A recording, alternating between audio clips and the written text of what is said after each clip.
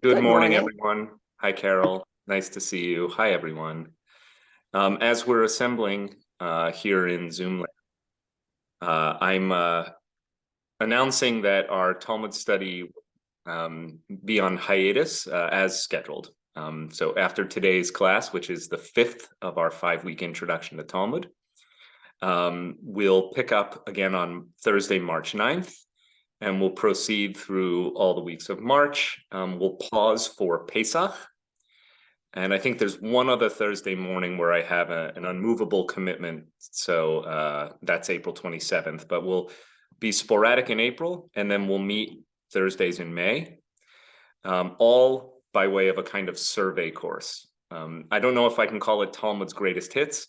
It's just, here are some of my favorite passages that I think say a lot about the world of the Babylonian Talmud, help us become more adept with the really foreign language, symbology, concepts, theology that the rabbis are putting down in the Gemara, Mishnah Gemara. Then we'll pause for a good part of the summer. And before the high holidays, I think it might be nice to do selected Talmudic passages that get us ready for the high holy days. So we're going to pick this up. I see no sign of stopping. I'm not saying that, this is forever and ever. There's a lot of other learning to do, but so long as you're with me, and please feel free to bring a friend, we continue. That's very Jewish. So today we are going to continue where we left off from last time. Before we dive into our passages for the day, join me in a blessing. Baruch atah Adonai Eloheinu melech haolam asher kidshanu b'mitzvotav v'tzivanu la'asok b'divrei Torah. And so we will enter the nourishing and admittedly a little bit confusing waters of tractate Sukkah, where we left off last time. By way of a very brief recap, we studied a passage about the Simchat Beit HaShoeva, which is an ancient festival of the place of the water drawing. It details a ritual that was known in ancient times where the Israelite or Jewish community would have a kind of festive processional down from the courts of the Beit HaMikdash, of the Holy Temple, to the Siloam pool in Jerusalem to draw water, but not for personal use, but rather to spill out as a kind of propitiatory offering to God at the Sukkot or big fall harvest season, when it was imperative that the rains come back. So we got into the agrarian and specifically rain-related roots of the Sukkot festival and how much of the Sukkot liturgy, even today, draws on ancient prayers for rain, and how even the waving of lulav and etrog is, in fact, a rain dance. It has been appropriated from what must have been Israelite culture or Judaism's pre-Israelite pagan roots. But nevertheless, that's what you're doing when you're waving those stalks around. You are asking God to bring the rains back, please. And if you are in Israel, you really feel the climate connection of all of the agricultural holidays, in fact. The correspondence between Sukkot and rain makes a whole lot more sense when usually within weeks, if not days, of celebrating Sukkot, you'll enter the rainy season in Israel. Similarly, this past week's observance of Tu B'Shvat, the so-called New Year for the trees or Jewish Arbor Day, which was held Saturday night, Sunday of this week, makes not a whole lot of sense when things are kind of gray and bare outside.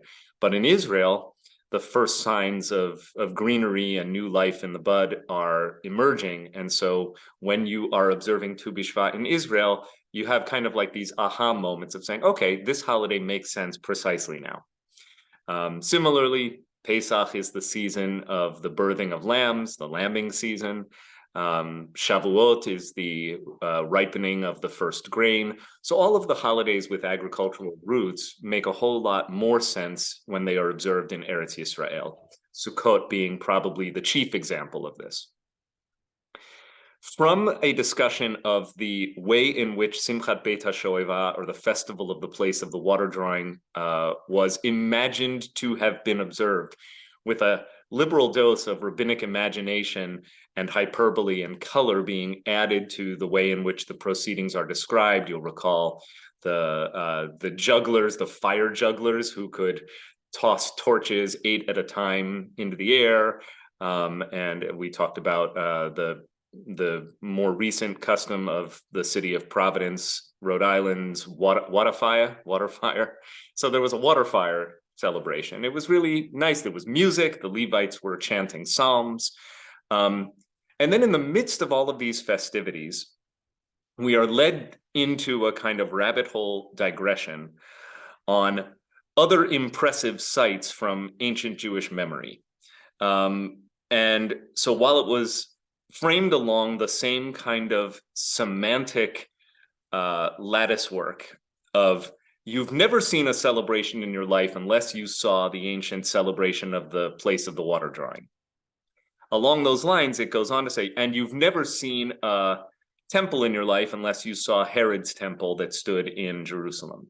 And while I'm at it, you've never seen a building in your life unless you've seen the double colonnade that was shaped like a basilica of the Jewish community of ancient Alexandria, that, again, liberal hyperbole here, the rabbis claim could hold more than 1 million people, so vast that you couldn't hear the chazan chanting the prayers at the front of the room, but you would know to say amen when the sexton would wave a red scarf or a flag.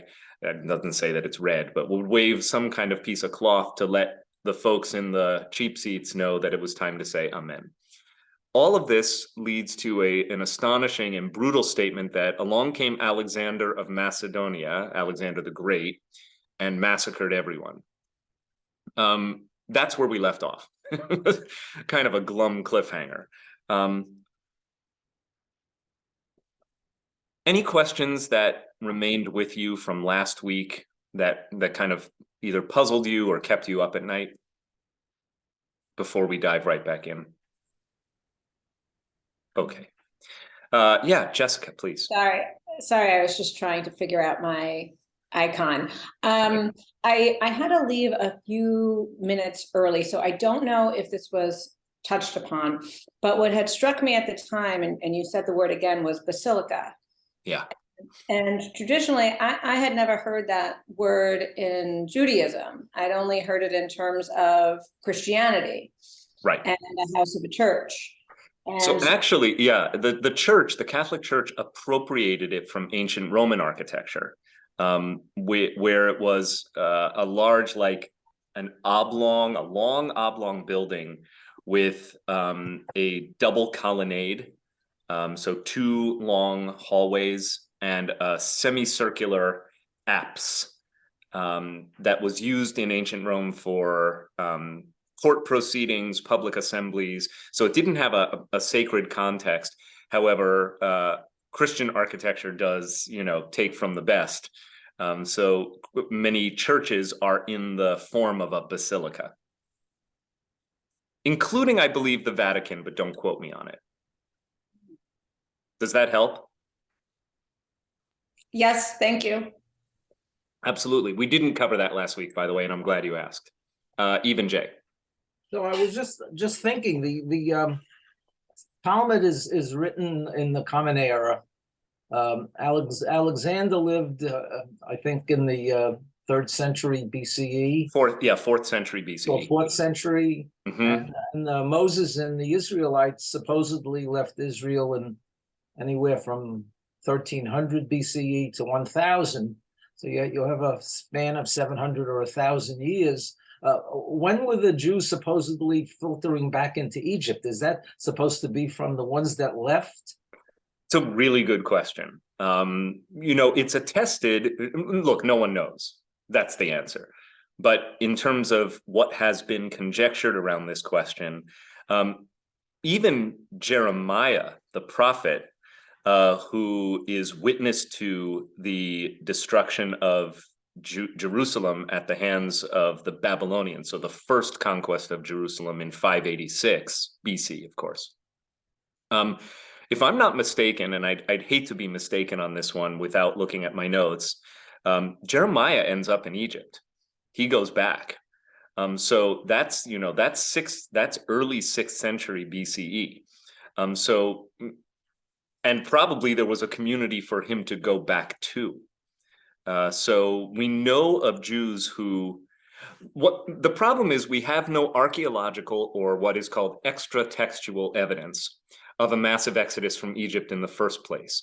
So it makes it very hard to put together a sensible or provable timeline around Jewish migration patterns of the ancient Near East, other than to say, yeah, they were nomadic, and we have various evidence of Jewish civilization or ancient Israelite civilization, but all of ancient Israelite civilization is really located in Eretz Yisrael, in what is today Israel and the territories, the Palestinian territories, or however the disputed territories, occupied territories, Samaria and Judea, however your preferred nomenclature is, because they are disputed, it's complicated. There is no evidence of an Israelite civilization in Egypt as an enslaved population, save for one inscription. I used to know the name of the stele or stone on which it was inscribed. It's a very famous archaeological discovery, but basically it's a testament by some or other pharaoh saying Israel is utterly vanquished, something like that. And that's it. Like, that's all of the evidence outside of the Torah and Bible itself for an enslavement and deliverance of the Jewish people. So our entire mythos, our entire central story, exists as a self-contained unit. It is its only evidence of itself, and that means it's not evidence. Right? If you want evidence, you have to have something that corroborates the story. There's not one fragment of pottery that has been found in the Sinai desert to date, important qualifier, that can substantiate the migration of 1 million or more Israelites from Egypt to Eretz Yisrael at the time that is purported in that. Let's say that, Jay, your rough time frame of the Exodus taking place somewhere between 1300 and 1000, almost certainly on the earlier end of that, because we do have some evidence of the monarchic Jewish kingdom of Saul, David, Solomon, even without those exact figures being given evidence of their existence. But there is evidence from a first temple period, though scant, in Eretz Yisrael at around 1000. Certainly by 900, there's evidence of a Jewish civilization or an Israelite civilization in Eretz Yisrael. So not knowing exactly what Jewish civilization in Egypt may ever have looked like, it's hard to answer the question about when did they go back? Were they there all along? Did some leave but not others? These are various hypothetical conjectures that various scholars of this conundrum have offered. Some have suggested that, well, it wasn't actually a massive slave exodus. It was a small band that went and infiltrated a Canaanite civilization, and eventually their myth, their story became our story. So it might not have been 600,000 men on foot, plus all the women and children, but rather, a few thousand escaped slaves actually joined the Canaanites, and somehow their identity is transformed by this new population. With all that, so we don't know when Jews were leaving, therefore we can't answer when were they going back, but we do know that, pretty early, many centuries before the Second Temple, many centuries even before Alexander, you do have Jewish civilization in Egypt. That there is evidence of that. Not a great answer. It's an honest one, though. Thank you. Okay. And again, the rabbis who are writing this, they're writing even farther away. They're in Babylonia, somewhere between, 200 or 100 of the Common Era and 700. So this is an imagined landscape. This is an imagined Jewish memory about this so-called basilica or double colonnade of the Jewish community of Alexandria, except that I'm sure that there was in fact a Jewish community in Alexandria. It was well known. And there's some, I read in an article when I was preparing for last week that the timeline is also wrong because there's no evidence that the Alexander known as Alexander the Great ever conquered a structure like this in Alexandria. And there is lots of evidence of the Alexandrian conquest. So maybe it was a different Alexander. It was a common name. Okay, back to Talmud. So what we're looking at today is exactly where we left off. I just need to get my proper Safaria tab here. Okay, one moment, please.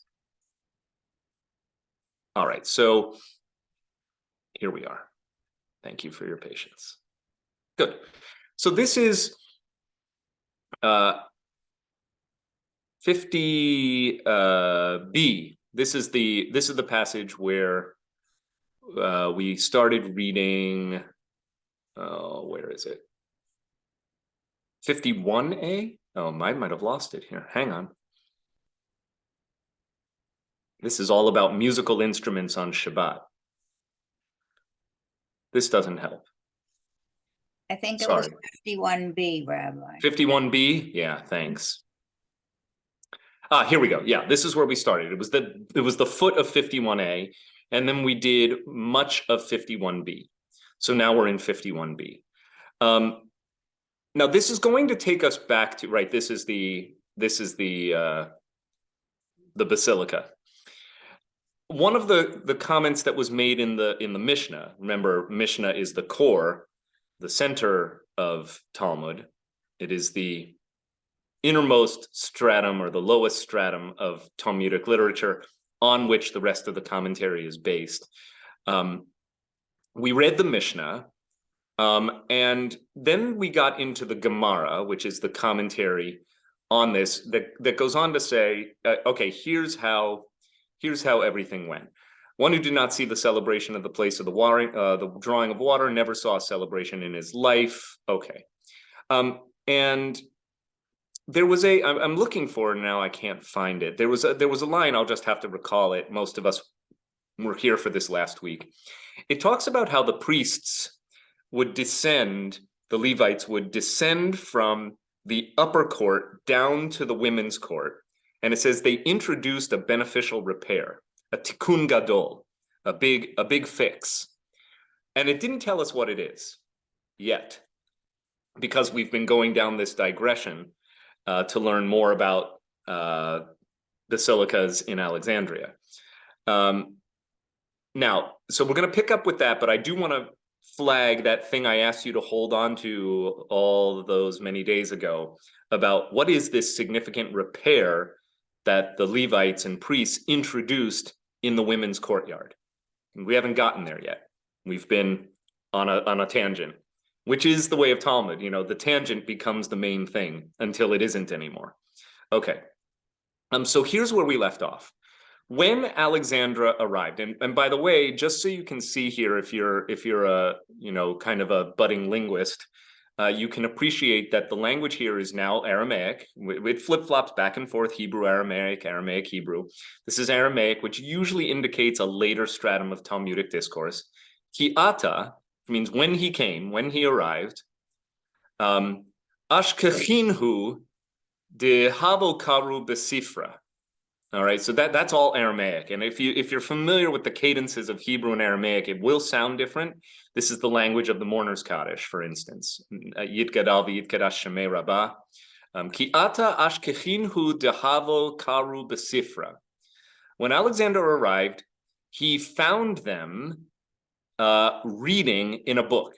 So besifra means in a book. In Hebrew, you would say basefer or besefer. In Aramaic, it's besifra. You can tell they're cognate languages. So he found them reading a book. And this, of course, is all, there's no historical evidence of this, but listen to the story that is told. And they were reading, of course, not just any book, but they're reading the book. They're reading their Torah. And they're reading this verse, which of course is Hebrew. Yisa Adonai alecha goy me rachok. Deuteronomy 28:49. Now in Sefaria, if you just click here, it will bring up a panel so that you can examine the passage on the right-hand side by side, and you can read your text that way. The only reason you can't see everything on the screen right now is I've enlarged the typeface, so it's a little bit too big, but if I shrink it back down, now you can look at both at the same time. I'm going to focus, though, in on the Deuteronomy passage. So a little bit of midrash making here. Midrash is a genre of literature that means to extrapolate, expand, or expound, or explain from the original source material. So the original source material, as it were, is this passage from the Torah, from the book of Deuteronomy.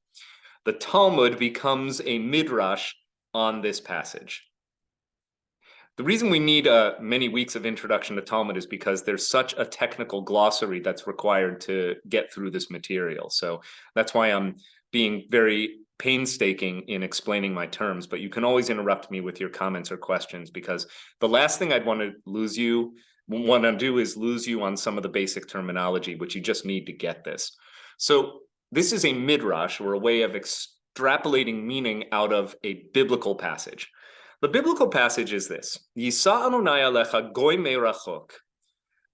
The eternal, or Adonai, will bring a nation against you from afar, from the end of the earth, which will swoop down like the eagle, a nation whose language you do not understand. It says here, Miksei haaretz, from the ends of the earth, ka'asher yid'eh hanasher, which swoops down like the eagle. Goy asher lo tishma lishono, a nation whose tongue or whose language you cannot hear or understand. This is part of the notorious section from Parshat Ki Tavo. So toward the end of the book of Deuteronomy, we read a passage of imprecations. That's a fancy word that means curses, that are threatened against the Israelite community on the condition that they fail to observe the covenant with God, that they break faith, that they do not follow God, they do not follow God's mitzvot or commandments. A long list of very scary curses in exquisite, breathtaking, horrifying detail are enumerated in this parsha. Many synagogues uphold an ancient custom that when you read this passage aloud, the reader does it in a whisper very fast, as if it is so traumatizing just to hear these curses recited in public that we want to do it in an undertone, sotto voce. So this is from that passage, but now we're not going to read it sotto voce or quickly. We're really going to let it speak for itself. One of the great curses that is threatened against the Jewish people, should we break faith with God, is that we will be destroyed by an outside enemy. And you notice the theology here, the way in which this curse is imputed is to God. This is God's design. It is punishment for the waywardness, for the transgression of the Israelites. All framed in future tense language, because remember, the book of Deuteronomy is the central conceit of the book of Deuteronomy is that this is Moses' swan song, his farewell sermons to the Israelites before they cross over the Jordan under the direction of Joshua to take hold of and conquer the promised land. Moses won't be going with them. So he has to give them their pep talks before he departs. And sorry, every time I raise my hand, it actually thinks that I'm raising my hand in Zoom. This is fun. See, my hand just went up. That's so weird. I talk with my hands because, Jewish.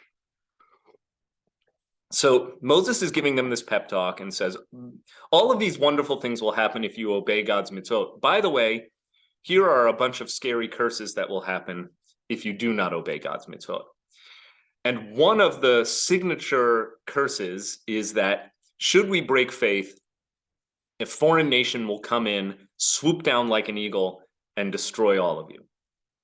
Is this predictive, or is this reporting of something that already happened? In a sense, it's both. At the literary level, many of these curses about national destruction and foreign conquest are rightly understood to have been things that had already happened to the Israelite community that informed the way in which the book of Deuteronomy was written. In other words, Deuteronomy actually is looking back at recent historical events in Jewish memory, and maybe even written, at least at some level, by eyewitnesses to these catastrophes, especially the destruction of the northern kingdom, the so-called 10 lost tribes that comprise the nation of Israel, by the Assyrians in the late 8th century BCE, seems to have been the national trauma that informs the writing of the book of Deuteronomy. But because Deuteronomy was composed somewhere in the late part of the 7th century BCE, so say 100 years after the Assyrian conquest, but before the Babylonian conquest of the Judean province, the southern kingdom of Jewish civilization in Jerusalem and the south, in the early part of the 6th century BCE. So Deuteronomy is right in between the Assyrian conquest in the late 8th century and the Babylonian conquest in the early 6th century. Deuteronomy is written in the late 7th century, right in the middle.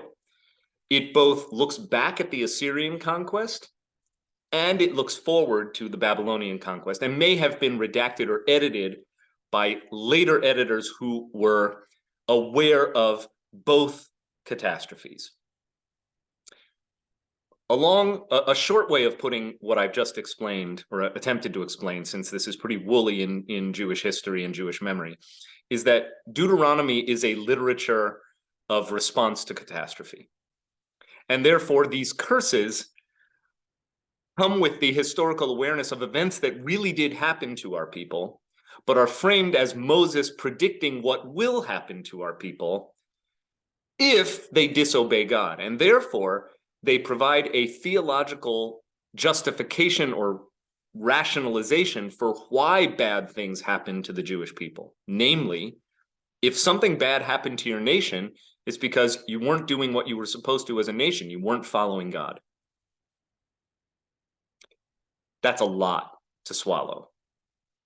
Questions, comments? Okay, mom and dad.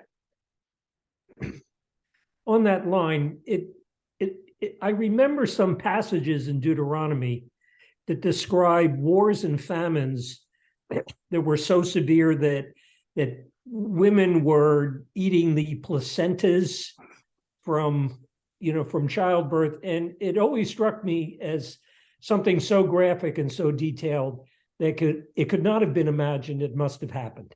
Right. So yes, that's this passage, by the way. That just read a few more verses down in the book of Deuteronomy, as I'll show you what I think is the most horrifying verse in the entire Jewish Bible. So a nation will swoop down from afar, like the eagle, whose language you do not understand, a ruthless nation that will show the influential no regard and the vulnerable no mercy, or the rich it will not pay heed and it will not spare the poor. It, meaning this foreign nation, shall devour the offspring of your cattle and the produce, of your soil, until you have been wiped out, leaving you nothing of new grain, wine, or oil, or the calving of your herds and the lambing of your flocks, until it has brought you to ruin. It shall shut you up in all your towns throughout your land, until every mighty towering wall in which you trust has come down. And when you are shut up in all your towns throughout the land that your God Adonai has assigned to you, you shall eat your own issue, the flesh of your sons and daughters that your God Adonai has assigned to you, because of the desperate straits to which your enemy shall reduce you. So you'll resort to cannibalism because you'll be starving. The householder who is most tender and fastidious among you shall be too mean to his brother, and the wife of his bosom and the children he has spared, to share with any of them the flesh of the children that he eats. So listen to how, this is, not only will you become cannibals, how starving you are, but you'll be so hungry, you'll be eating your own children, and you'll refuse to share with your own wife or family, because he has left nothing else left, meaning this ancient, as a result of the desperate straits to which your enemy shall reduce you in all your towns. This is the line, Dad. So it's the same chapter, verse 56. And she who is most tender and dainty among you, so tender and dainty that she would never venture to set a foot on the ground, one of my favorite idioms, like she walks like this, shall begrudge the husband of her bosom and her son and her daughter the afterbirth that issues from between her legs and the baby she bears. She shall eat them secretly because of utter want in the desperate straits to which your enemy shall reduce you in your towns. All going back to the framework, if you fail to observe faithfully all the terms of this teaching, where the word teaching is ha-Torah hazot, that are written in this book, I'm willing to go out there on a limb and guess that even the most devoted of you when you were in Sunday school were never taught that passage. Correct. Yeah. This isn't one we do with the little kiddies. It's nightmarish, by the way, and that's, I think, exactly the point. It's just the most graphic, gruesome, hideous description of privation in almost any literature. Was it just a scare tactic? Maybe. Was it just the wild imagination of the biblical authors? Maybe. But I think, Dad, you make a strong case that this could only be the kind of devastation that was actually known and recorded. I mean, that we'll never know, but we do know that, war is hell. And this appears to be a description of some of the things that happen when your nation is utterly vanquished by a ruthless enemy. Steve, and then Michelle, please. I'm interested in the reference to eagle in that quoted passage from Deuteronomy, because I know in Mishnah, Talmud, that frequently there's a reference to Rome that's different. That's not saying Rome; it's saying something else. And here, eagle is frequently used in the context of God in the Bible, and yet here it's used in the context of a warring nation. So I'm wondering whether interesting that you'd reference this of all weeks, because this week we're reading Parsha Yitro, the story about Moses and his father-in-law Jethro, but most importantly, this week's Torah portion contains the first giving of the Ten Commandments. 10 Commandments actually pop up 3 times in the Torah, but this is kind of the big scene. Mount Sinai, all covered in smoke and fire and rumbling and shofars blasting, and then the 10 Commandments are read. But one of the lines from this week's portion is, God will deliver you on eagle's wings, which also became the name of the famous rescue mission of, wasn't it the Ethiopian rescue mission was on eagle's wings in the 1980s? That was Al Kanfei Nesher. So that is, and the image of God as eagle comes up in Deuteronomy chapter 32 in Moses's final song to the Israelites. So just a few chapters down from where we're studying today in the book of Deuteronomy, where Moses says, listen up, O Israelites, God has borne you like an eagle bears its young. So this beautiful image of like being carried on the wings of a majestic bird of prey, something that is both protective but also fearsome. However, I did a little bit of homework on this myself because I was curious about eagles as well. And it turns out that the eagle, particularly a double-headed eagle known as Nisroch, was the chief deity of the Assyrian civilization. I remember going to the Louvre and the Met, and I always go to the ancient civilization's wings. Somehow I never make it to Impressionism, even though I'd like to. I always get stuck in ancient Assyria when I go to these vast museums, because I'm just fascinated by those civilizations. And I remember seeing lots of carvings of eagles in the Assyrian rooms. And so that was the image that came to my mind. And knowing as I do that the leading theory about the book of Deuteronomy is that it was a response to the Assyrian conquest, I wondered to myself if this image of will swoop down like the eagle would have meant something different to the Israelites, that there's kind of a double meaning that, normally Adonai is the eagle, but for ancient Israelites who were victims of or descendants of the victims of the Assyrian conquest, who probably were walking around the ruins of their once glorious Israelite civilization in the north, where they could see all sorts of, stone artifacts and tributes to the Assyrian gods, that it would have been like rubbing salt in the wounds to see an eagle in a different context, meaning the deity of the conqueror. I'm out on a limb here, but it does, but it occurs to me. Michelle. So I'm not sure you want to go down the rabbit hole of. Oh, Michelle, we're down the rabbit hole already. Well, maybe this is, I don't know if this is the same or an off All right. passage. Yeah, hit me. About our continuing, I would say, destructive and long established practice of self-flagellation for every bad thing. And I know that's in post-Holocaust literature, there's a lot of, trying to break away from that. Yeah. But clearly we do that. I did mention when I was studying, oh God, I had the word a second ago, the Shemitah year last spring, which was a Shemitah year. Yep, a fallow year. Right.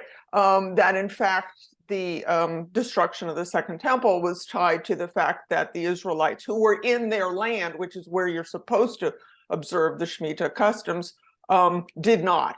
And in fact, if you calculate the 7-year cycles, 7 and 50-year cycles, it fits back to the beginning of the Jewish calendar. So somebody figured this all out. Yeah. So I just lay that as, it's one more example of our doing this, but I don't know where your rabbit hole is. No, I think this is actually in our rabbit hole. It's not a separate rabbit hole.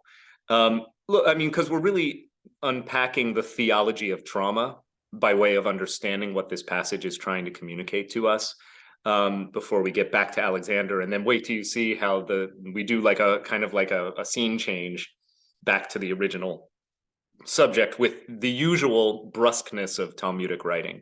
But while we're in the rabbit hole, it makes sense to talk about this theology, which has been prevalent throughout Jewish civilization and Jewish consciousness. I consider it a particularly noxious strain of Jewish theology. I do not like it. And I can give you lots of reasons why, but let's just say, because you started there, that for me, the Shoah utterly shatters the logic of this kind of theology. The logical fallacy here goes like this. The Torah tells you that if you do wrong, you will suffer. If you do right, you will prosper, right? It's called in Hebrew midah keneged midah, which means measure for measure. You will be reward will be meted out in measure for your goodness, punishment will be meted out in measure to your wickedness. First of all, there are all sorts of theological problems that I have with, or there are all sorts of problems I have with that from a theological standpoint. Simply put, I don't think God works that way. But even if you accept that, it is still a logical fallacy to conclude that because I am suffering, it must be because I did something wrong.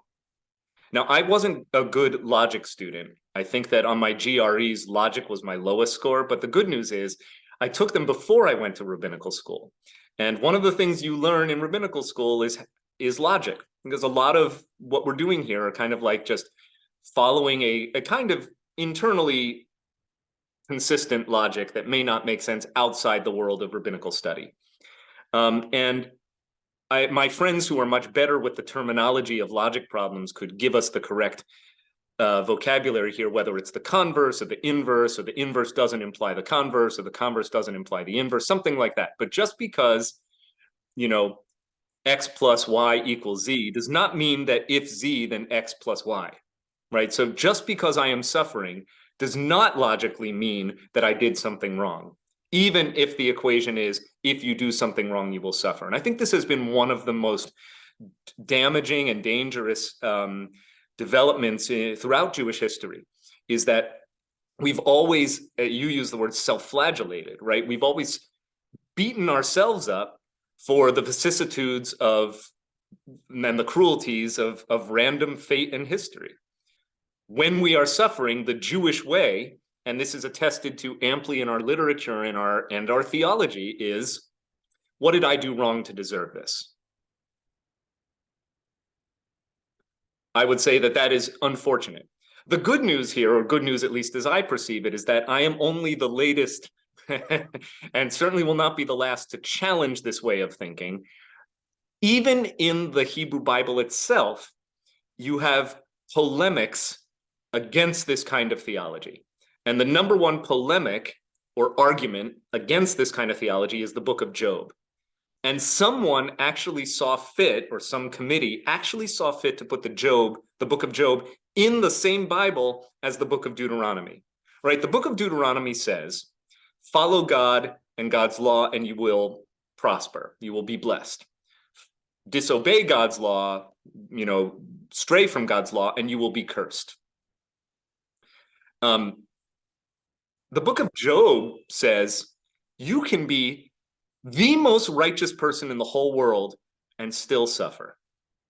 Now, you may not like that, but I think that whoever was writing the book of Job was taking direct aim at the book of Deuteronomy. It is a direct polemic against the theology of measure for measure justice. It says, God does not work that way. Now, you may not like the answer that the book of Job gives, because, okay, so book of Job, you have Job, really a saint by any measure. I mean, the hyperbole that surrounds Job's righteousness is beyond anything you can imagine. He's the most righteous person who has ever lived. Every day he gets up and praises God, and he's got a wonderful life. And the adversary, Hasatan, later imagined as Satan, but don't think red jumpsuit pitchfork, right? Just this is an angel who functions as a legal adversary, the prosecuting attorney, actually, in the court of the king, who is God. Says, well, God, of course he's righteous. You've given him everything. He has a great house, he has lots of cattle, he has kids, he has a wife. Take it all away and see how pious he really is. And God, I don't like what this says about the God here, but God says, yeah, it's a great idea. Let's do that. So God inflicts inordinate suffering on Job. His whole family dies. He loses everything. His body, is covered in painful boils. He's suffering abjectly. He still refuses to curse God. But what he does do is this. He says, God, I need an answer for this because I've done nothing wrong. Job's so-called friends come to him. They say, hey, buddy, I don't know what it is, but you must have done something wrong. And this is the direct polemic against Deuteronomy. And Job says, you're wrong. Leave me alone. I refuse to curse God, but I demand an answer because I'm innocent. I am not suffering because I did something wrong. Finally, after 37 chapters of lament and poetry, it's gorgeous, but it's really long and it's really hard because it's Aramaic and Hebrew. It's a really hard book.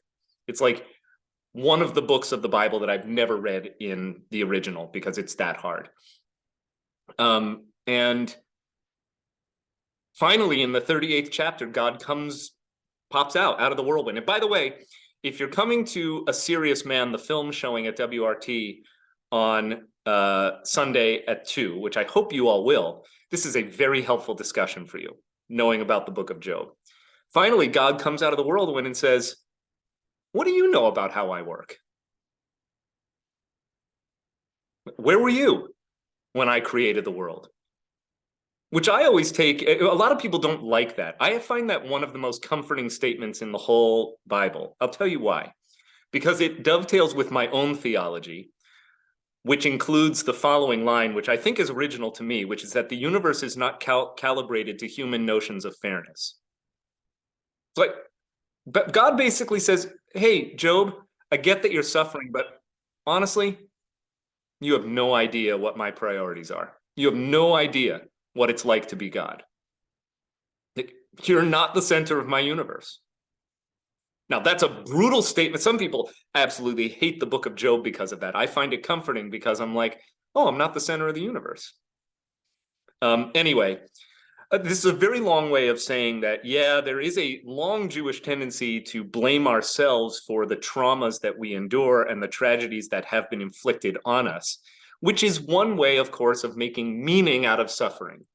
And that is a universal human project, though, if not uniquely Jewish, it is definitely distinctly Jewish to interpret our suffering as, well, it must be my fault. And I think that the Holocaust, I want to say, breaks that, because what kind of transgression could possibly warrant that kind of punishment? If the Holocaust is punishment, and really for what? That we didn't follow the ancient biblical rules of letting our fields lie fallow every 7th year? Or, as has been levied against Reform Jewish communities, that the Holocaust was punishment for Reform Judaism? I mean, of all the things that I think are theologically noxious and dangerous ideas, and that have led to extremisms within the Jewish community today, the trauma of the Holocaust has led to I think the Haredi world is a response to the Holocaust, and the extremisms of the Haredi world. Many of them. In some cases, the attachment to the biblical land of Israel, which has they've doubled and tripled down on that. Their antipathy toward non-Orthodox Jews and Judaism, all of it is informed by the trauma of the Shoah and their rigid belief that, well, Jews who fell away from the covenant are the ones who caused our suffering. Okay. What a digression. But that's the rabbit hole we're in. Now, so imagine now Alexander the Great comes to conquer Alexandria. I guess, was it named for him? It probably wasn't called Alexandria then, right? Maybe it was. Do you name it for yourself after you conquer it, right? Okay, anyway, not important. This is all imagined anyway. So this is all from the Deuteronomy sidebar. And lo and behold, he finds them reading this very passage. What a coincidence. Well, no, of course, it's not a coincidence. It's literature. It ups the drama here. Of all the verses that the Jewish community of Alexandria is reading, it's the one about their own destruction by a foreign nation. And Alexander said, referring to himself, now since that man sought to come by ship in 10 days and a wind carried it and the ship arrived in only 5 days. So in other words, talking about himself, since I was hoping to make the trip I planned 10 days to conquer this territory, but I had a tailwind and I made it here in 5. Apparently the verse referring to a vulture swooping down, vulture, by the way, same word as eagle in Hebrew, no differentiation. So interesting that they chose to translate it as the nastier connotation of vulture, is referring to me. So Alexander sees the Jews reading this verse and says, aha, this is not just a whim of mine as a conqueror to destroy this population. This is fate. This is providence. Heavenly forces are assisting me. Immediately he set upon them and slaughtered them. In other words, oh, wow, this is all playing out the way it is supposed to. Pretty grim stuff here, reading on. The Mishnah continues. Okay, in other words, story time is over. What were we talking about? Oh, yeah. At the conclusion of the first festival day, so now we're back to Sukkot, and we're back to Mishnah. That's it. Like, we've done the section on the Gemara, and it's as if it didn't happen, but it's amazing how these things are kind of threaded uncomfortably together. You got to hold a lot when you're studying Talmud. And it has now been literally hours since we were last at the subject line, which is the festival of Sukkot and the Simchat Beit HaShoeva, the festival of the drawing of the water. At the conclusion of the first festival day, so at the end of the first full day of Sukkot, the priests and the Levites would descend from the Israelites' courtyard to the women's courtyard. We know this, where they would introduce a significant repair. This is all in plain print, which means it's not actually in the Talmud. It's just there by the translator to remind us of what we're supposed to be talking about. B'motza'ei Yom Tov Chulei. This is the word Chulei means and so forth. My Tikkun Gadol. What was the big repair? So in other words, we don't get the summary in the actual Talmud. We just get this. My Tikkun Gadol. What was this big fix that they made? Amar Rabbi Elazar said, it is like that which we learned. So he's going to remind us of something that fortunately we all studied last week. The walls of the women's courtyard were, meaning formerly had been smooth, without protrusions initially. So as it says in the Hebrew, Amar Rabbi Elazar said, Ki'ota shaninu. This is just like what we learned. Chalaka haita barishona. Originally, the walls were smooth. Barishona means in the beginning. In the beginning, the walls were smooth. Vehikifuha gizuztara.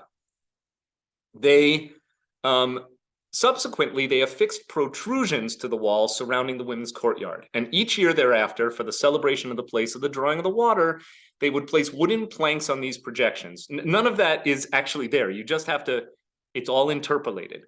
All it says is they surrounded the courtyard with a balcony, which in Aramaic is a gezuztara.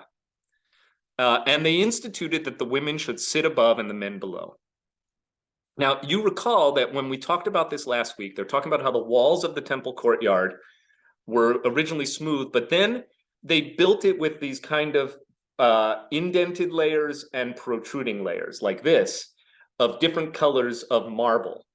And Herod wanted to overlay the whole thing with gold, but the Levites or the Jewish community said, no, leave it as it is, because these multicolored marble layers make it look like the waves of the sea. This lovely digression on, I guess, I don't know, like architecture, decor. That's really interesting, like noteworthy. But now we're going to learn there's a functionality to these protrusions, that they would erect a balcony on the protruding layers of stone so that the women could stay up and the men below. And remember, I told you last week that this tikkun gadol, this big fix, is very important for Jewish life. So now we're down another rabbit hole. I just want, does any questions so far? Just about the mechanics of the text and what we've just been through and how it all is flowing or not flowing?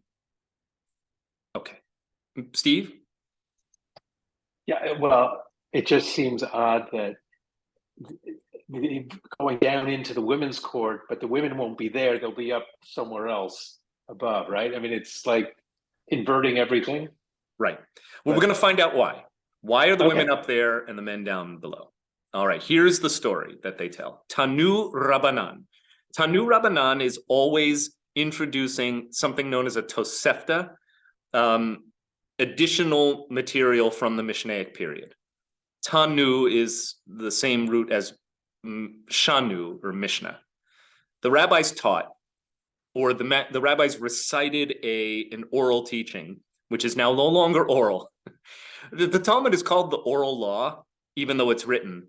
But every time it uses these formulations of Tanu or Shanu, it is drawing on an understanding that this material was memorized by professional, I don't know if they were paid for it, but a class of skilled reciters.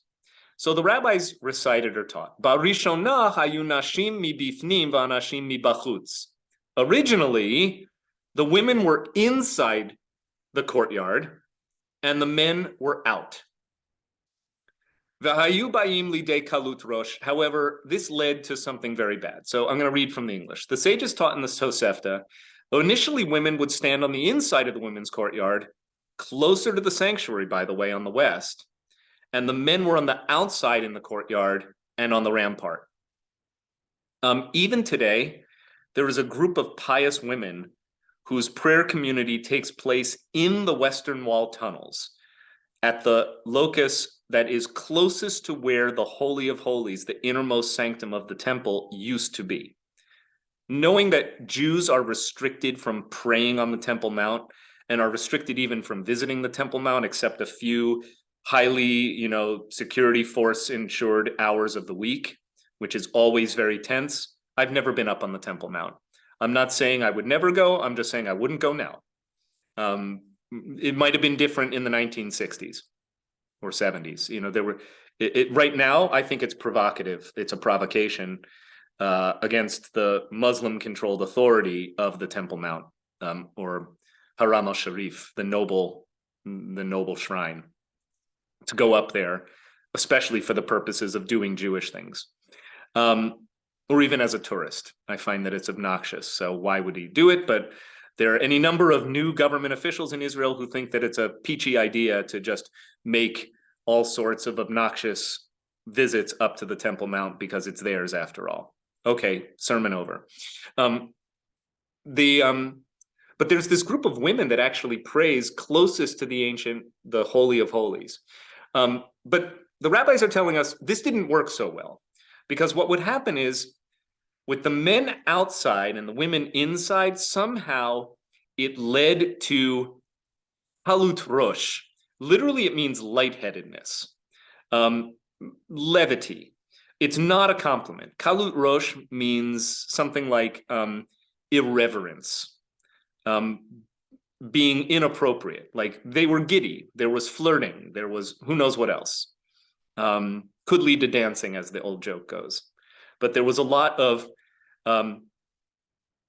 kind of like a sexual frisson, right? There was an inappropriately sexualized interchange here that's leading them not to be the way they should be in the very courts of the temple, namely sober, somber, and reverent. Steve shares that you were there in 74. Imagine that others were too. Norm Weiss, if you're with us, you've been up on the Temple Mount? He'll tell us. I have. I've been there actually on the Temple Mount twice, in '66 when it was still occupied, and then with Rick Jacobs many years later. With Rick? Wow. Yeah, I wouldn't take a temple trip up there. Our tour providers would not really advise that. If I went, I would go not as a rabbi leading a Jewish group for sure. I'd go incognito, and I'd wear a backpack with a Canadian flag on it. All right. International passport to being treated decently. Trish, you want to make a comment? Yeah, just wondering, I'm thinking back to where we were many hours ago when we were talking about this festival. I mean, this is a time of, it's a wild scene. It's music, it's dancing, and now they're talking about inappropriate levity. I'm a little confused. Yeah, right. I guess it's all fun and games until somebody gets pregnant. You should just, I love that you raised it, because we should just live with the cognitive dissonance of the fact that they were just describing this huge festival, men, women, children, all together. And now we're talking about how after the first day, though, there seems to have been a problem.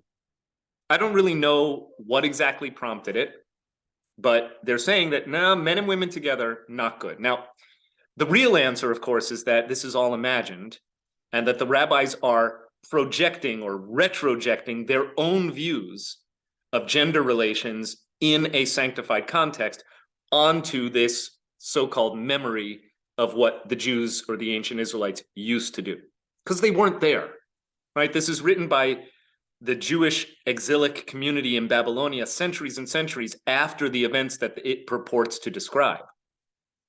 So what did they know? So what they're doing is they're inserting into this scene their own, I guess if I were being kind of flip about it, I'd call it hang-ups. But these hang-ups have pretty dramatic consequences for Jewish norms in prayer, as we read. So just reading further. Not just prayer, Rabbi, I would argue it extends beyond that. Far beyond. Not only prayer, correct. I mean, in the Orthodox world, merely being in the presence of somebody of the opposite gender, opposite sex, is fraught with peril, right? It governs all sorts of norms of every kind of personal interchange in the Orthodox world, the ultra-Orthodox world. Okay, so men on the outside, women on the inside, no good. Therefore, the sages instituted that the women should sit on the outside and the men on the inside, and still no good. Still, they would come to conduct themselves with inappropriate levity. Therefore, they instituted, in the interest of complete separation, that the women would sit above and the men below, where they couldn't even see them, in other words. They're not on eye level. And that, by the way, is the minhag or custom today. That's why when you go to strictly Orthodox synagogues in many parts of the Jewish world, certainly not all, the mechitza, as it were, the barrier, the physical barrier between the men's section and the women's section is in fact an upper gallery for the women and a lower, the orchestra level for the men. This does not get into the custom of mechitza itself, the opaque boundary between men and women in many Orthodox synagogues. In many modern Orthodox synagogues, it's movable so that it's up only during prayer. I just want to make it clear that Orthodoxy is a tradition with countless different kinds of expression within it. As I often say, there is more diversity within Jewish Orthodoxy than there is diversity across the entire spectrum of Judaism. Orthodoxy is more internally diverse in the way it comes out than all of Judaism put together is diverse. Another way of saying this is that we, Westchester Reformed Temple Jews, have a lot more in common with Young Israel of Scarsdale Jews than either of us does with the Jews of Monsey in Kiryas Yoel, the Satmar Haredi community. Okay, I think that makes sense to most of us. At Young Israel of Scarsdale, by the way, when they daven, when they pray, they put up a mechitza, but for a program like the one that was just announced, the great author Mati Friedman, whose most recent book is Leonard Cohen in the Sinai, great book. He's coming to Young Israel on Saturday evening, April 22nd. Mark your calendars. It's going to be a great program. And WRT is co-sponsoring that lecture, that book talk. And it's also an interactive dialogue study session with Mati, who's in from Jerusalem for a few days in late April. I promise you they won't put the mechitza up for that. Like, men and women will be allowed to sit together for a program, but not a prayer service. Okay. Moving forward just a little bit further. The Gemara asks, I love this, by the way, how could one do so? Heichi avid hachi, this is Aramaic. Heichi avid hachi, how could they have done that? What's the problem here? The problem is alter the structure of the temple. They took the holiest structure in all of Judaism and they did a renovation to it to change how it functioned. Where on earth did they get the authority to do that? And this is a fascinating comment. Okay, v'haktiv, for isn't it written, Hakol bichtav miyad Adonai Allah hiskil. All this I give to you in writing, as the Lord has made me wise by his hand upon me, even all the works of this pattern, which is the next part of the verse from 1 Chronicles. This is the section at the very end of the Hebrew Bible that describes the building of the temple. And the summary here will suffice for our understanding, meaning that all the structural plans of the temple were divinely given. God came up with the design for the temple. How could the rabbis or the ancient sages institute a change like putting a gallery up for women? That wasn't part of God's design. Where on earth did they get the authority to do that? The answer, which is its own rabbit hole that we're not going to go down because I have a different text selected as the coda to our 5-week study that is related to this, though. Amar Rav said, so I'm at the very bottom of the screen, I'm not showing it to you in English yet, Kra'ashkachu udrush. Kra'ashkachu udrush. All right, Aramaic. Rav gave the answer to this question. So the question is, how could the rabbis institute such a change? They changed the very architecture of the Holy Temple to accommodate women up above, not accommodate, to relegate women up above, men down below, so there'd be no hanky-panky. How did they get the authority to do that? They found a verse and interpreted it homiletically.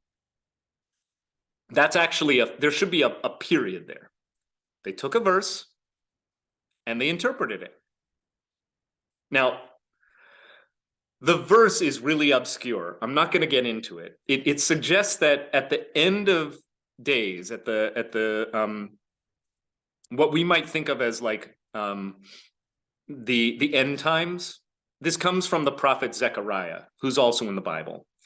Zechariah describes this doomsday prophecy. He says, basically, at the end of days, there's going to be all sorts of war and catastrophe. And when all the bodies are laid out, all the people will eulogize the dead.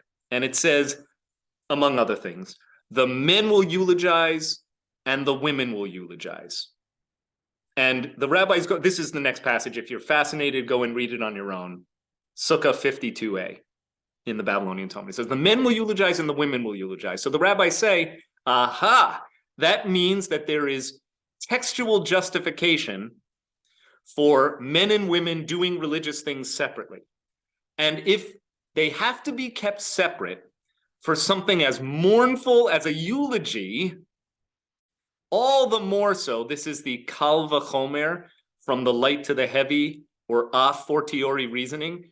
If they have to be kept separate for a funeral, men eulogizing, women eulogizing separately, all the more so should they be kept separate for a celebration.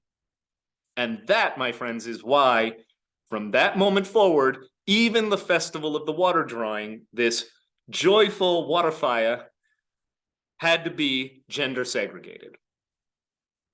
I don't like this. I'm just telling you that this is a really consequential Talmud passage for any number of reasons, one of which is it is one of the signature Talmud passages that explains the Orthodox predilection. That Orthodox wouldn't be the word they would use.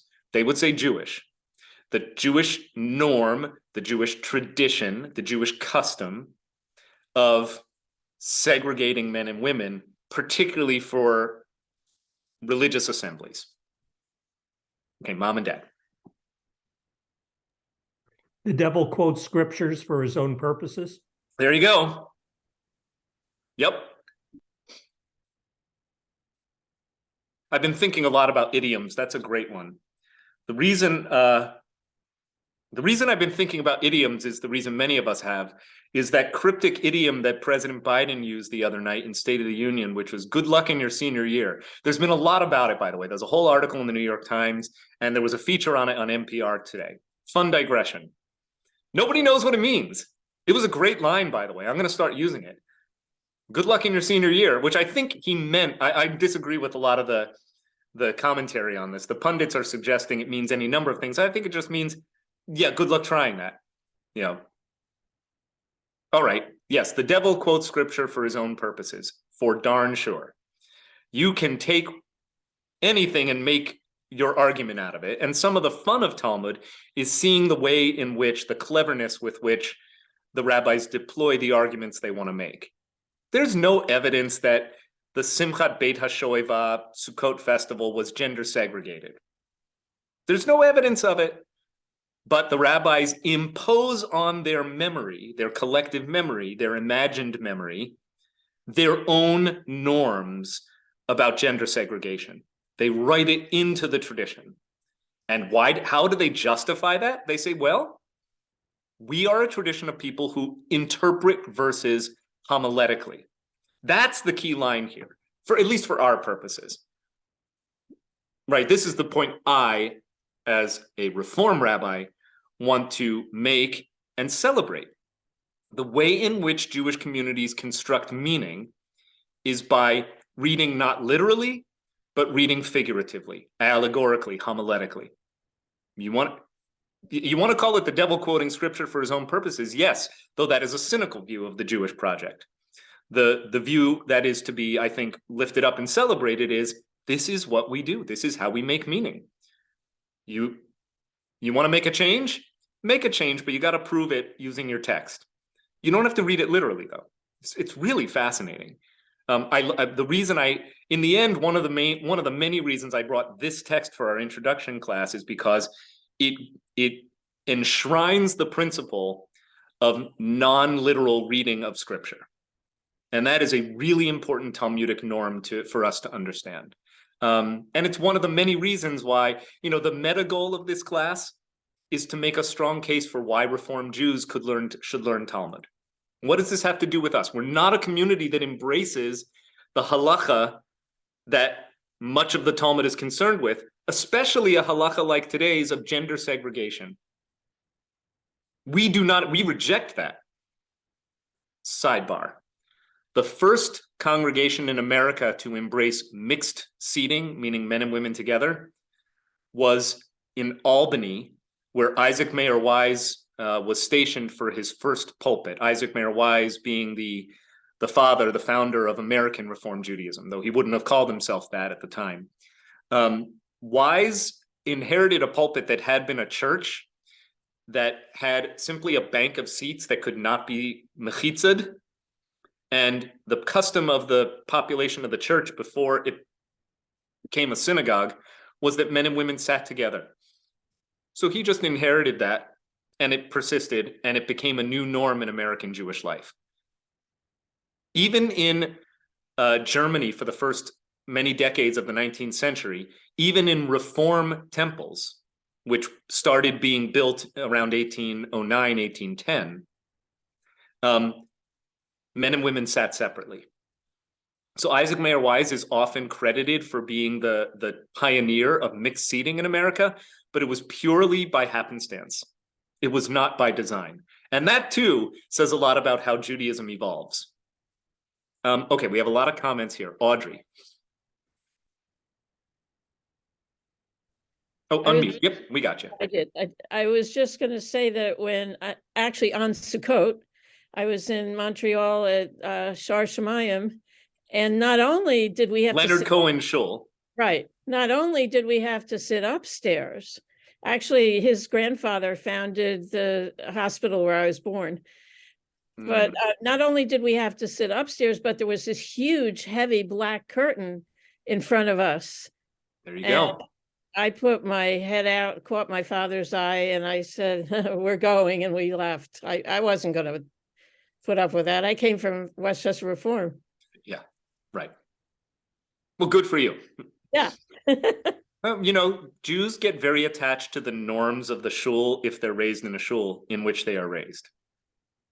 But if you say that, I guess my parents both came out of liberal congregations in Germany, and if that was the norm, then maybe it didn't bother them as much as it bothered me. I'm sure that is true. Yeah, I don't like separate gender seating. Kelly really doesn't like it for obvious reasons. But she also, here's what she really doesn't like. Every time that we've gone to an Orthodox shul where she has to sit separately, it's not just that we can't be together and we like the rare opportunities that we have to be Jews in the pews together. Because when you're a rabbi, that doesn't happen so much. Yeah. But when we travel and we visit a shul that's Orthodox, gender segregated, she says, the women just don't take it seriously. She says they're like up in the gallery trading kugel recipes. Yes. And it becomes a self-fulfilling norm, right? This idea of levity, or the women are basically, I think, acculturated to the assumption that they're not going to take it seriously anyway, so why bother? That's been her impression. Though, never having prayed in a women's gallery, I couldn't tell you from firsthand experience. However, I will tell you that we've been to several bar mitzvahs, etc., in Orthodox, and Richard says that the men are talking shop. So yeah, there's that too. I mean, there's the old women. There's the old saw about, you know, Reuven and Shimon, and Reuven goes to shul to talk to God, and Shimon goes to talk to Reuven. Right. Okay, Barbara.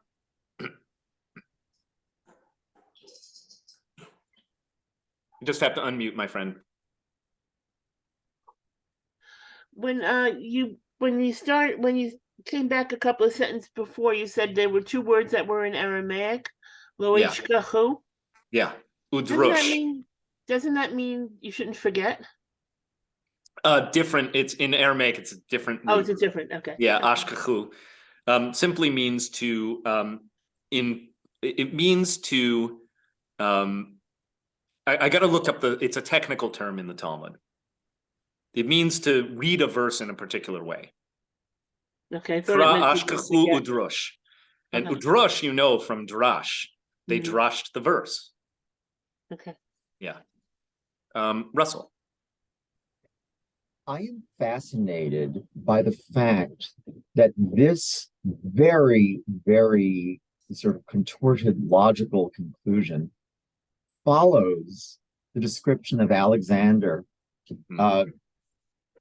seeing himself in the text. There is a very fine line between interpretation and sophistry. And that fine line often is found in power. Who has the power over something. But what I love about that placement is that it's, yes, the rabbis are asserting their right to interpret, but they're also recognizing that anyone can look into this window and see himself, in the case of Alexander, who I think quite mistakenly assumes that he is the vulture whom God has sent. And pairing the two next to each other, to me, suggests we might be wrong. And we may be seeing ourselves in this, and it may become necessary later on to reinterpret, to go back into the well of interpretation again, which I think is what the Reform movement has done. That's an outstanding analysis. I really appreciate that you're able to kind of synthesize, if not harmonize, these two threads that are mushed up against each other so uncomfortably. Well, and I think there's yet a third prong of this analysis, and that is the fact that the eagle's wings are referring us over to that wonderfully hyperbolic passage in Deuteronomy.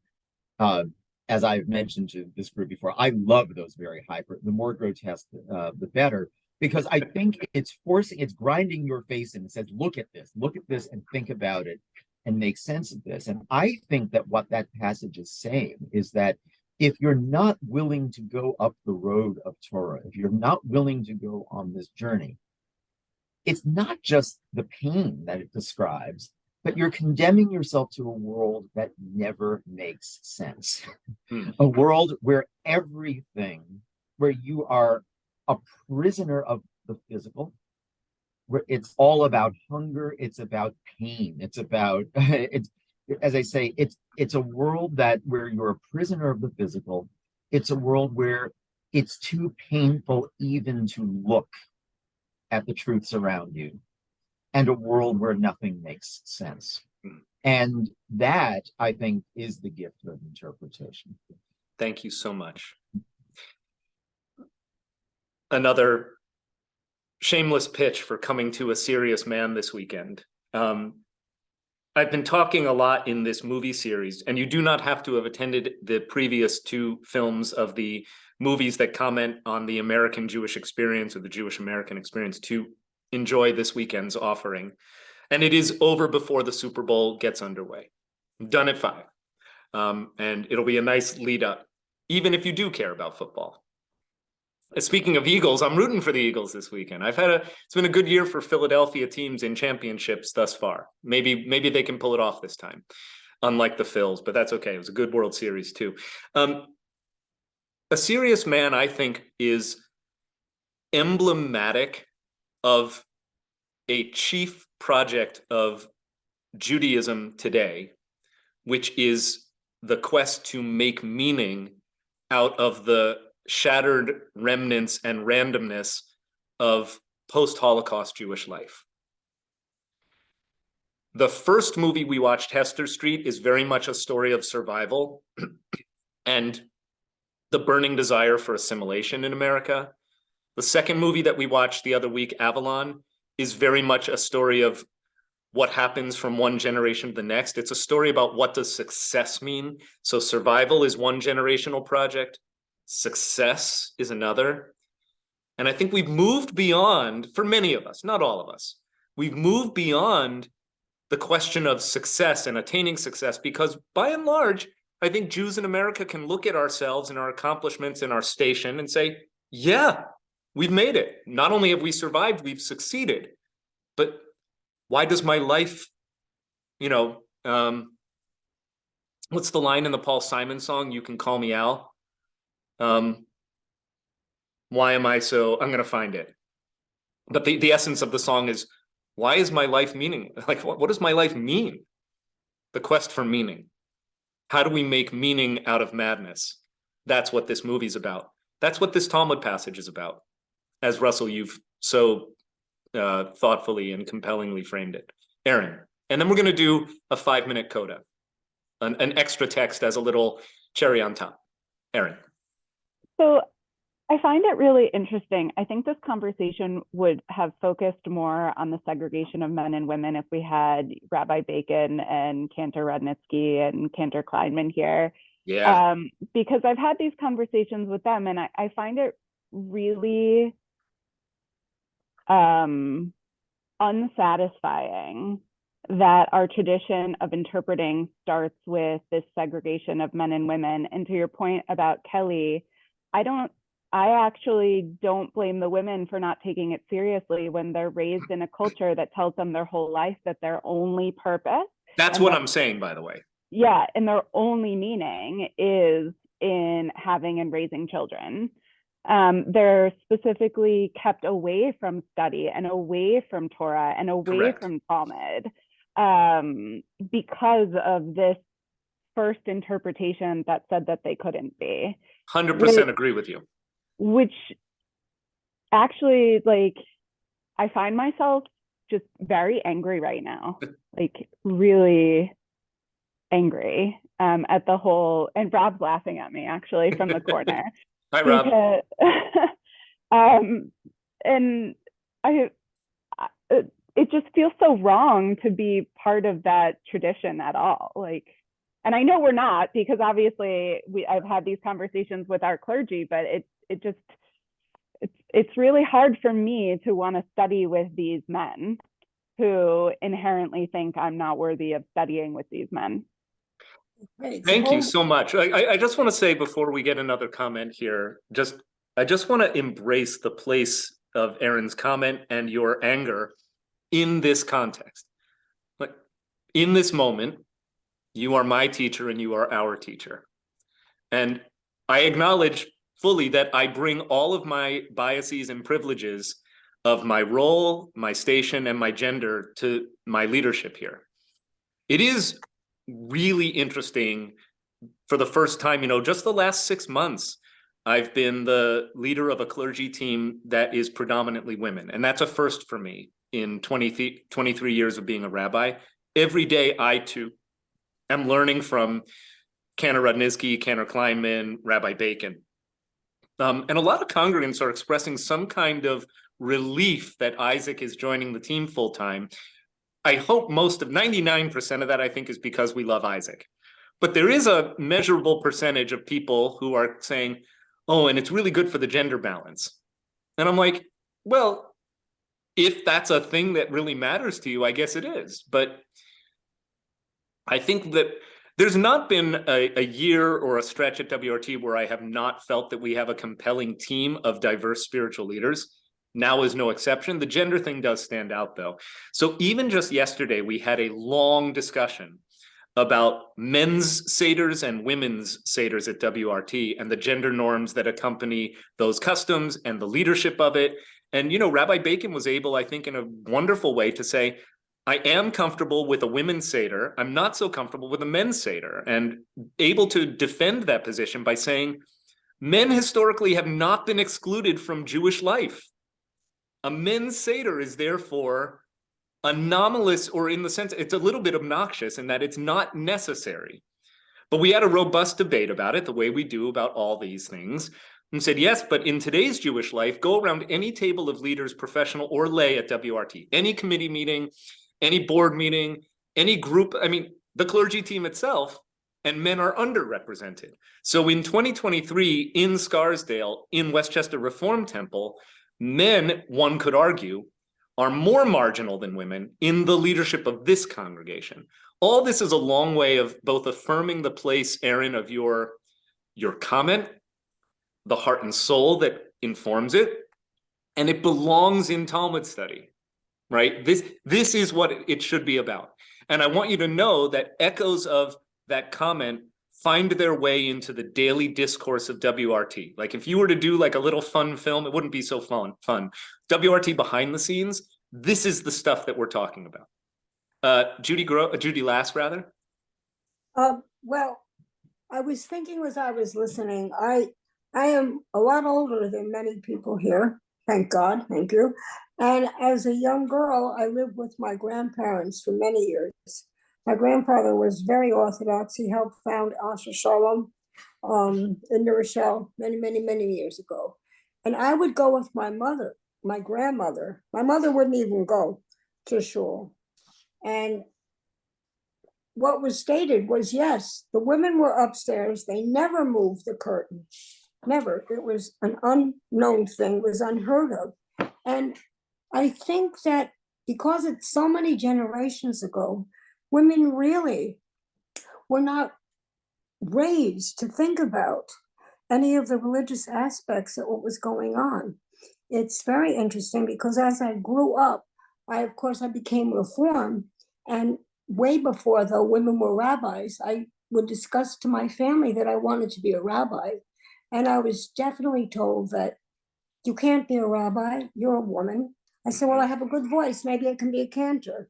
No, you can't be a cantor, you can't do either one. So I was dissuaded. It only made me more interested in taking Judaic history courses and things like that when I grew older. But it's a very different world. Thank God it's better than it was. But I still think that there is some kind of an issue that goes back an awful long time. And tradition, according to Tevye, is very difficult to totally get rid of. I so appreciate those insights, Judy, shared especially from your own life's experience. And I'll just say that I think that when the long time from now, when the history of the Jewish people is written yet again, that the 20th century will be presented as having introduced 3 revolutions in Jewish life. One, tragic and traumatic, and 2, so important and positive and far-reaching in their results that they deserve to be counted alongside the Shoah. So the Shoah, of course, is one. There are many others, by the way. I'm just saying top 3 revolutions in Jewish life in the 20th century: the Shoah, the establishment of the State of Israel, and the feminization of Jewish life, the inclusion of women in Jewish life, which, of course, is an offshoot of the upheavals of the 1960s, in particular, in women's life. Okay, we're not gonna do the cherry on top this week, so you're gonna have to. It's gonna be awesome. We're gonna start in March with it, but I do want to, because this conversation is so good, and I can't imagine a better place to have, kind of ended tantalizingly our study on Krava Ashkecha Udrush. They found a verse and interpreted it homiletically. What a great way to end what we've been doing for the last 5 weeks. So don't feel shortchanged, feel enriched by the dialogue we're having among us. But I did see a couple of other comments. So if you'd like to chime in, we'll take the last 2 minutes of class to have them shared, because this crowning dialogue that we've been having, with mostly you talking and me just commenting in between, has been among the most rich and, I think, important of the learning that we've done over the last 5 weeks. So I'm really happy and excited that this is how we're going to set ourselves up for returning to our study in March. How about Michelle next, please? Thank you. I have lots to say, which I won't right now, on the whole women's role thing. What I most importantly, while I appreciate the fact that you and the other clergy are having a discussion, I think you do the rest of us a huge disservice by not including the broader congregation. Thank you. Well, this is, if it is an error, it is one of omission, not commission. And I think that there will be opportunities to do just that. I don't think we figured it out ourselves yet. I don't think you need to figure it out before coming to the rest of the congregation. We have, as you've demonstrated here, there's a lot of insights and ideas and complexity and things that people would also like to study. Amazing. We've been at WRT for 20 years now, and I've been deeply offended since the beginning about a women's Seder, and now with also a men's Seder within an institution that is allegedly non-discriminatory based on gender. If you want to have a women's group, listen, I love Hadassah, and that is a women's group for other purposes, but it never claimed to be inclusive of both, whereas gender-wise. The only other thing I'm going to add is the financial, coming from, as an economist, view of the world. Pragmatic is, I think, one of the reasons we see so many women as cantors, having come in over the last 30 years, is it's one of the few places women could earn a living with their music. Thank you. I really will welcome these dialogues. I do. It's exciting for me. Mom and Dad. You want to give Paul Simon the last word from Yeah. Well, the penultimate word. What's the lyric? He says, "Why am I soft in the middle now? Why am I soft in the middle? The rest of my life is so hard. I need a photo opportunity. I want a shot at redemption. Don't want to end up a cartoon in a cartoon graveyard." That's the lyric. Thank you. Thanks for the stanza. Great 20th century lyric. Right? Graceland was 1986. That's where that album came off of. What a 1986 lyric that is. I mean, for obviously on the micro level, that's a lyric about middle age. But I think that it's also a generational statement. And it's Jewish. Okay, Carol. This is a comment on the committees at Westchester Reform being where the men are underrepresented. That may be, but on the finance committee, I have been on the finance committee for many years. For years, there were only 2 women on this committee. Then it went to 3. So it is. And 2 of you are here today. There's 3 today. Right. 3 you and today. Mara. And Diane Chesler. And Diane Chesler, that's right. That's it.